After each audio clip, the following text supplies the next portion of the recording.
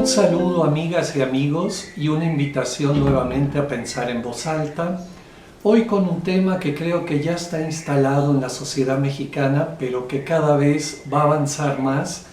y es un veneno contra la cultura de paz, contra la justicia. Es un veneno muy fuerte de la violencia y del odio, que es la polarización,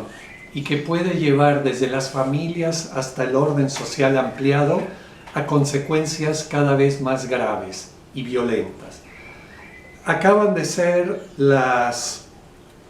anticipación de los procesos electorales desde Morena para elegir sus y candidaturas posteriores para todo tipo de elecciones, y pronto la oposición y los partidos por separado harán sus propios procesos internos. Sería una ingenuidad creer que estamos hablando de procesos electorales nada más, o políticos. En realidad son procesos de poder, son procesos económicos, sobre todo son procesos que tienen que ver con negocios, con dinero, con privilegios y con muchas situaciones también de corrupción en el país, y a las que todos estamos involucrados y llamados a participar, sobre todo en medio de muchas campañas permanentes de descalificación, de guerra sucia, de infantilización de la población, que es un fenómeno muy fuerte, sobre todo alimentado por los medios, generalizando particularidades, descalificando, poniendo etiquetas sin ningunas pruebas y nunca reconociendo sus errores, quitando de contexto los hechos, buscando odiar y focalizar a los adversarios como chivos expiatorios, creando una cantidad enorme de prejuicios y estigmas que alejan todo tipo de reflexión. En medio de eso es el ingrediente, todo eso, de lo que llamamos polarización. En términos políticos de cultura de paz, polarizar habla de la existencia de dos polos contrapuestos, pero polarizar no tiene que ver con que esos polos sean equivalentes en cantidad de gente, en calidad de demandas, etc. Simplemente son dos polos que se confrontan, se enfrentan y crean, por ejemplo, en el periodo actual mexicano, una crispación electoral muy particular. Pero yo creo que es importante reflexionar que la polarización en México es sobre todo en la clase media, a la que personalmente pertenezco y tal vez muchos de los que aquí nos oímos. Y ese es un tema importante. En la clase media sí hay una gran polarización, y hay una polarización también que en ciertas dimensiones pudiera tener una equivalencia de cantidades, de cuerpos que adhieren a un polo y a otro. En los sectores más populares no hay la más mínima polarización. Hay un porcentaje de más de 9-1 a favor del actual gobierno y las fuerzas aliadas. Y en las clases más altas, que son el 1-2% del país, tampoco hay una gran polarización. Hay también una diferencia de 9-1, pero en ese 1-2% del país, a favor de la oposición.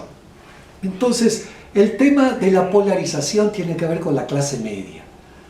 y con el infantilismo social construido por los medios, en algunas formas directas y en otros disfrazados de medios democráticos o abiertos, y que en realidad todo el tiempo lo que hacen es buscar atacar a cualquier forma y acción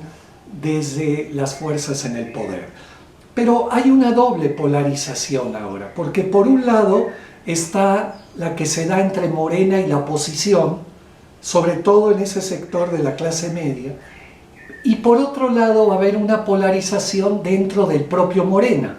y los dos partidos aliados para elegir al candidato. Entonces hay que tener mucho cuidado de cómo esto se va a desarrollar y a crecer, porque sí va a haber mucha crispación y encono, y hay una política de guerra sucia para evitar que el año que viene el actual partido en el poder renueve otros 6 años.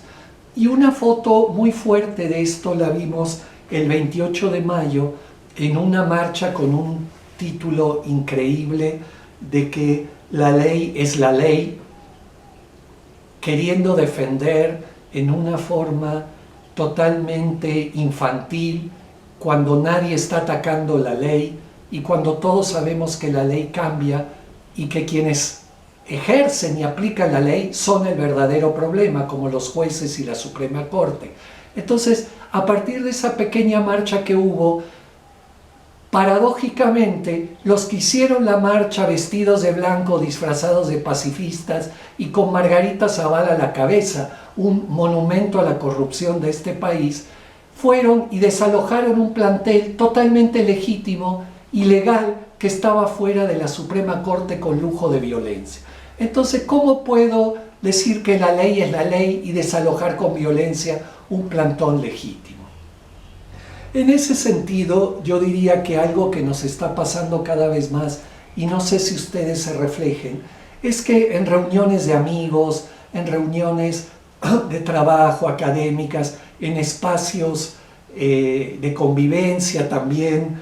de muchos sectores sociales, pero sobre todo en temas de clase media, cada vez más es más complejo y difícil no engancharse en la crispación, en descalificaciones y en formas incluso algo y más agresivas de la cuenta en las discusiones apenas sale el tema de López Obrador y el actual gobierno. Empiezan, y es muy difícil de evitar, y confieso que para mí también es muy difícil de escuchar argumentos como que vivimos en una dictadura, como que por qué le dio un abrazo a la mamá del Chapo, o comparar el grupo Texcoco con el grupo Atlacomulco, o la Casa Blanca con la Casa Gris, o a los hermanos de AMLO con la corrupción de Lozoya y los diputados del PAN con Odebrecht, etc. Una cantidad de situaciones increíbles donde no existe comparación y donde es el puro estigma y prejuicio ponerse a discutir sin pruebas y desde un odio irracional, tratando de que haya argumentos y la búsqueda de una verdad común, y siendo imposible por los adjetivos, y fácilmente todos nos enganchamos en la espiral del odio y de la violencia, y confieso que no es un tema menor y que está creciendo mucho desde las simples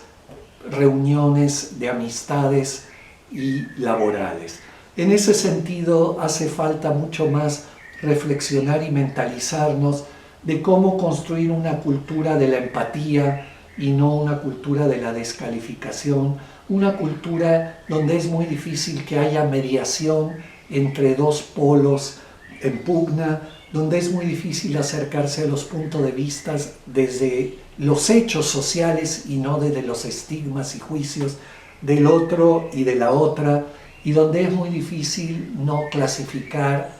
al otro y la otra. Pero creo que ese es el gran desafío que tenemos, porque va a crecer mucho en medio, como decía hace un rato, de esta doble polarización entre Morena y la oposición, y dentro de Morena mismo y los grupos que apoyan a uno y otro candidato.